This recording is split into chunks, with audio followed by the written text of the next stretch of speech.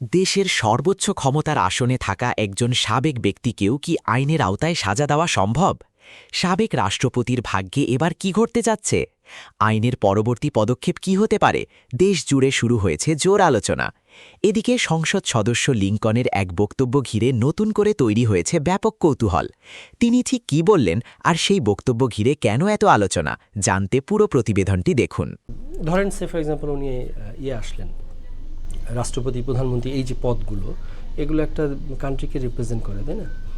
তো ওনারা ধরেন যদি কোনো একটা অভিযুক্ত হয়ে যায়, তো আপনি কি তাকে একদম ওই কন্ডেম সেলের মতো একটা কালো কুঠরিতে রাখতে হবে? বিষয়টা কি এরকম? মানে মানুষ একটা জায়গায় অ্যারেস্ট করে কেন? যে সে যাতে পালিয়ে যেতে না পারে, তার কার্যক্রম চলছে, তারপর সাজা হয়ে গেলে তখন সে সাজা অনুযায়ী ভোগ করবে। তো সে যদি কোনো মানে মামলায় অভিযুক্ত হয়, তখন রাষ্ট্রীয় আইন অনুযায়ী তার ব্যবস্থা হয়।